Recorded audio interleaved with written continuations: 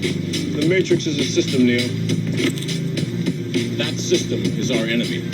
When you're inside, you look around, what do you see? Businessmen, teachers, lawyers, carpenters, the very minds of the people we are trying to save. But until we do, these people are still a part of that system, and that makes them our enemy. You have to understand, most of these people are not ready to be unplugged. And many of them are so inert, so hopelessly dependent on the system, that they will fight to protect it. Were you listening to me, Neo? Or were you looking at the woman in the red dress? I was. Look again. The difference of this fourth industrial revolution is it doesn't change what you are doing.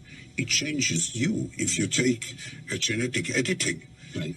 Just as an example, it's you who are changed. And of course, this has a big impact on identity. Yeah. And offers certain kinds of possibilities that have to be careful about. You know, when you began to do that kind of gene editing, some people worry that you are changing what it means to be human. That's the problem. And of course, the new industrial revolution offers us many opportunities, but it raises manifold questions on the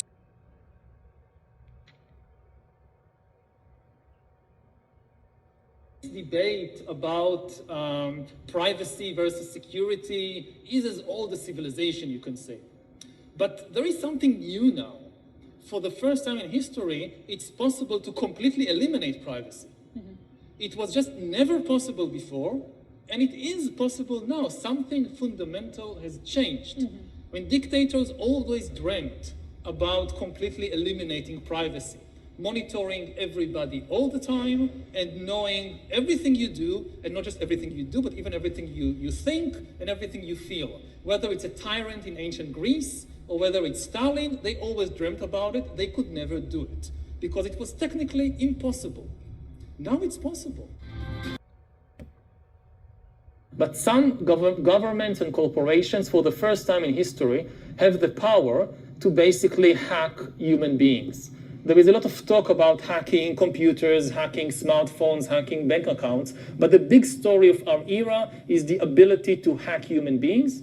And by this I mean that if you have enough data and you have enough computing power, you can understand people better than they understand themselves, and then you can manipulate them in ways which were previously impossible. And in such a situation, the old democratic system stopped functioning. We need to reinvent democracy for this new era in which humans are now hackable animals.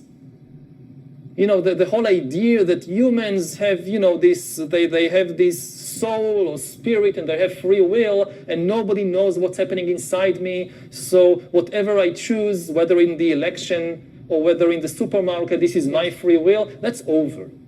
We need to come to terms with the fact that, no matter, again, this is where philosophy meets computer science. This is my free will, that's over. This is my free will, that's over. That's over. That's over. In which humans are now hackable animals. You know, the whole idea that humans have, you know, they have this soul or spirit and they have free will and nobody knows what's happening inside me. So whatever I choose, whether in the election or whether in the supermarket, this is my free will, that's over. So whatever I choose, whether in the election or whether in the supermarket, this is my free will, that's over. This is my free will, that's over. That's over. That's over.